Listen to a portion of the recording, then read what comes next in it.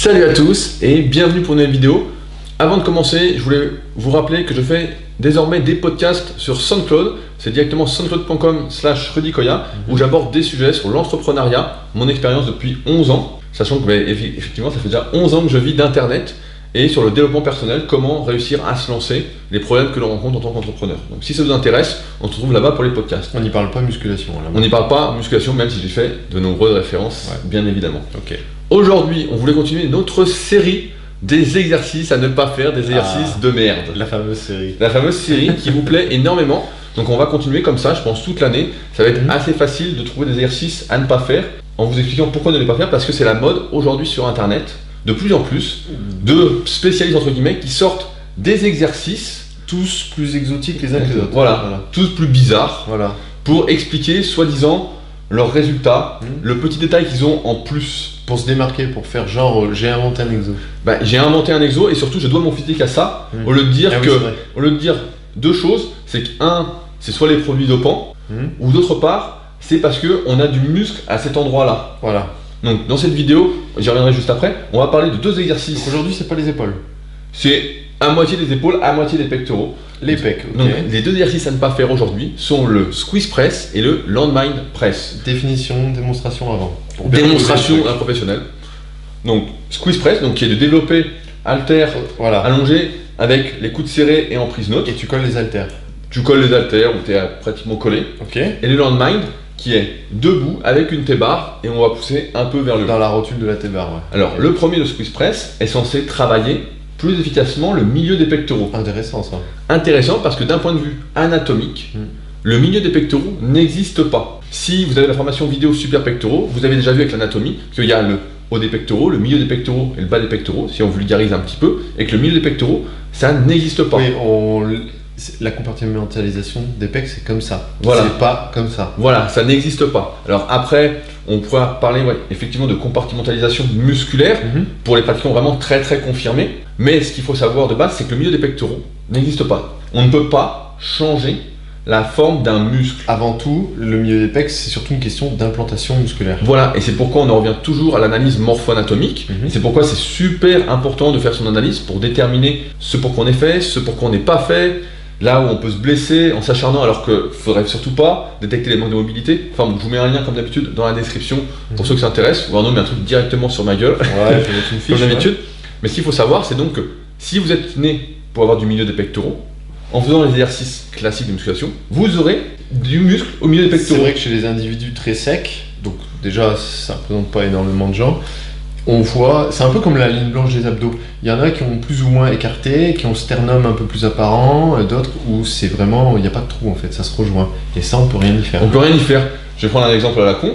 C'est comme les filles. Il y a des filles qui ont les seins plus ou moins écartés, voilà, point. Là, c'est pareil pour les pectoraux. En fonction de vos insertions, eh bien, vous allez avoir plus ou moins de muscles ici, de muscles à développer. Et s'il n'y a pas de muscles, vous pouvez faire tout le squeeze press que vous voulez, ça ne changera absolument rien. D'autre part, cette prise neutre, si malheureusement vous êtes plus fait pour les épaules et les triceps, donc encore une fois l'analyse morpho-anatomique, et que vous faites du squeeze press, vous allez surtout accentuer le développement de vos épaules et le développement de vos triceps. Et on l'a déjà vu dans la première vidéo de cette série, consacrée aux élévations frontales, l'avant de l'épaule est un faisceau du deltoïde qui est surdéveloppé par rapport à l'arrière de l'épaule, par rapport au trapèze moyen, inférieur, infraépineux, etc. aux muscles en fait qui vont tirer vers l'arrière et non pas contribuer à être comme ça. Donc si on peut le désactiver sur les autres exos, c'est pas plus mal. C'est pas plus mal. Et c'est pourquoi on va enchaîner tout de suite sur le landmine press, qui est censé travailler plus le haut des pectoraux. Mais comme vous le savez, il existe encore une fois une compétition entre les pectoraux et les épaules, notamment sur les exercices donc pour les pectoraux et encore plus sur les exercices inclinés. Donc le landmine press qui est d'une part très difficile pour se mettre en place, très risqué. Pour épauler la barre, en plus elle est fixe à l'autre bout, plus un gros disque, ça va être un sketch à mon avis. Donc voilà, c'est déjà très compliqué de pouvoir faire l'exercice efficacement. C'est encore plus compliqué de pouvoir mettre en place un cycle de progression, une progression. Alors certains nous diront, oui, c'est un exercice à faire léger, etc. Comme on en avait parlé dans la vidéo sur le Facebook, mais il y a un moment, pour qu'un exercice soit efficace, il faut progresser dessus. Donc on va arriver à mettre des poids lourds. Et si on ne peut pas faire un exercice progressivement de plus en plus lourd, avec de plus en plus de répétitions, etc., progresser dessus, cet exercice voilà, n'a pas d'intérêt sur le moyen et long terme. Sur le court terme, ça peut peut-être vous amuser, mais en tant que pratiquant naturel, tout se fait sur le moyen et long terme. Et donc si vous avez un exercice sur lequel vous ne pouvez pas vraiment forcer, autant l'oublier tout de suite. Oui, mais c'est à faire léger parce que je privilégie la sensation. Non. T'es là pour progresser, pas pour avoir des sensations, te sentir gonflé à la fin avant d'aller au vestiaire, quoi. D'ailleurs, on a fait une énorme vidéo là-dessus dans la rubrique membre, donc méthode SP pour handicap.com pour ceux que ça intéresse, avec d'innombrables exemples justement de pourquoi il fallait pas se fier aux sensations. Ouais. Enfin bon, pour continuer sur le lendemain de presse, il y a cette compétition entre les pectoraux et les épaules qui fait que malheureusement dans la plupart des cas, en plus de sa dangerosité, eh bien ça va surtout faire les épaules chez la plupart. Et ça ne va pas travailler plus le haut des pectoraux. Ce que vous devez savoir, c'est que le haut des pectoraux, c'est un des muscles qui réagit le plus aux produits dopants, aux anabolisants. On a fait, pareil, une énorme vidéo sur la rubrique membre. C'est vrai, on en a parlé. Comment reconnaître quelqu'un qui prend des produits dopants avec tous les facteurs. Donc c'est une vidéo qui dure 45 minutes. Pour ça, on l'a pas mis sur YouTube, mais vraiment sur cette rubrique, on va vraiment entrer dans le détail sur le sujet. Le haut des pectoraux, quand quelqu'un a un haut des pectoraux vraiment énorme, s'il n'a pas les épaules courtes en comparaison, mais qu'il a les pecs et les épaules, et notamment le haut de pec, ça n'existe pas naturellement. Il y a peut-être une exception, il y a peut-être un cas extraordinaire, mais sinon ça n'existe pas. Ouais, mais c'est la mode. Tout le monde veut du haut de pec. Tu sais bien, ça fait 10 ans que tu le vois écrit partout. Oui, je voudrais isoler le haut de pectoraux. Ouais, mais commence déjà par la base, chope des pecs tout court, et après, peut-être, tu pourras te faire chier avec ça. C'est vrai que les personnes qui sont pas faites pour les pectoraux, comme on en a parlé dans Comment sauver vos pectoraux, une vidéo que vous avez fortement appréciée, il y en a beaucoup qui ont dit oui, mais si je suis pas fait pour les pectoraux et que je fais la solution que vous proposez, à savoir de développer et de décliner, notamment quand on est large d'épaule. J'aurais jamais de haut. Voilà, quand on est large d'épaule, quand on a la cage assez plate, le morphotype que j'appelle sur le haut du corps, soit gorille, soit sauterelle, eh bien, on dit exactement, les mecs, comment je vais avoir du haut des pectoraux? En fait, le haut des pectoraux, c'est déjà foutu quand tu es comme ça, tu n'en auras pas. On ne peut pas lutter contre la nature, c'est pas possible. Et on a vu dans les analyses morpho-anatomiques en vidéo qu'on a proposé, encore une fois sur la rubrique membre, désolé d'y revenir sans arrêt, mais on met vraiment beaucoup de contenu là-dessus, un peu exclusif. Non, faut pas t'excuser. Un peu inédit. On a vu que les personnes qu'on a analysées en vidéo, quand elles s'acharnaient sur des muscles, des exercices sur lesquels elles n'étaient pas faites, c'est là où elles se blessaient. Ça finissait mal. Alors qu'à l'inverse, quand on est fait pour un exercice et qu'on s'acharne dessus, ça va très très bien. On progresse pratiquement sans douleur, sans blessure, etc. sur le long terme. Donc pour revenir au lendemain press, en plus de ne pas trop faire le haut des pectoraux si vous êtes naturel, va surtout faire l'avant d'épaule et va encore contribuer, c'est marrant parce que toutes ces vidéos reviennent au même sujet, contribuer à déséquilibrer l'épaule et donc à faire des douleurs aux épaules à la fin. J'ai d'ailleurs quelqu'un qui m'a écrit sur Facebook hier qui m'a dit voilà, j'ai fait plein d'examens, radio, écho, IRM, j'ai vu plein de spécialistes et on n'a rien trouvé à mes épaules. Est-ce que tu as quelque chose à me conseiller, une formation que tu as faite pour justement sauver mes épaules, etc. Parce qu'il y a plein d'exercices que je peux plus faire. Et je lui dis bah voilà, ça, t'as dû faire ça. Et il me dit oui. Je dis bah écoute, prends la formation vidéo super épaule, tu vas voir, en 3-4 semaines d'application des conseils, tes douleurs, 95% de tes douleurs vont disparaître.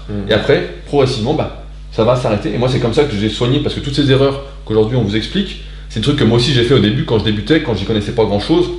J'ai des faites et donc j'avais un avant d'épaule comme ça.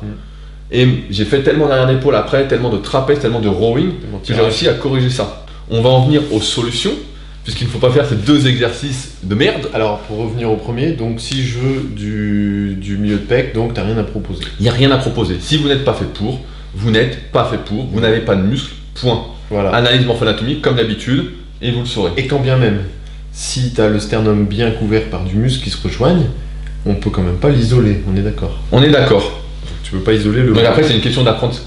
On pourrait aller plus loin en détail là-dessus, c'est une question d'apprentissage moteur, on pourrait faire de l'électrostimulation, enfin bon, c'est un sujet qui est un peu compliqué, c'est pas le sujet de la vidéo, mais c'est vraiment pas le truc à... Je suis attaqué par un moustique, c'est vraiment pas le truc à chercher à développer.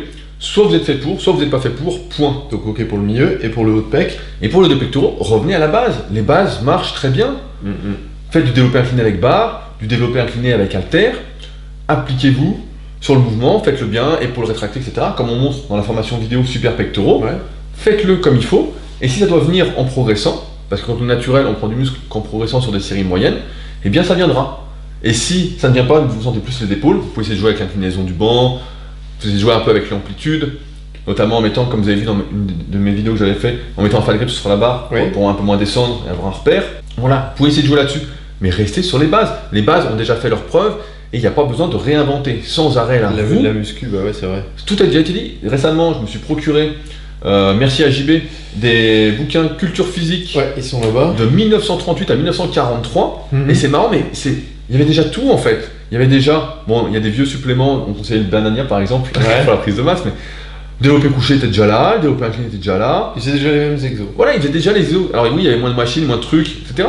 Mais voilà, on voyait, il y avait déjà les bons conseils en fait. Alors maintenant, ça a un peu évolué, notamment avec l'analyse morpho-anatomique, des trucs comme ça. Non mais d'accord, ils faisaient les mêmes exos, mais va au bout de la démonstration, et ils avaient des bons physiques. Ah oui, ils avaient des bons physiques. Voilà. Bah, ceux qui devaient avoir un bon physique devaient avoir un bon physique. Est-ce que le dopage existait déjà à cette époque-là? 1938, normalement non, mais a priori ça a apparu durant la Deuxième Guerre mondiale pour les soldats. D'accord. Après, je me souviens plus trop des trucs, mais quand j'avais cherché, c'était ça.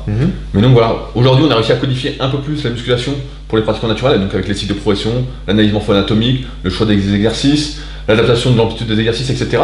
Mais tous ces exercices exotiques que vous voyez, surtout, oubliez-les. Ouais, mais pourquoi ça se propage ces conneries-là? Parce que les gens sont toujours à la recherche, ils pensent qu'il existe un secret.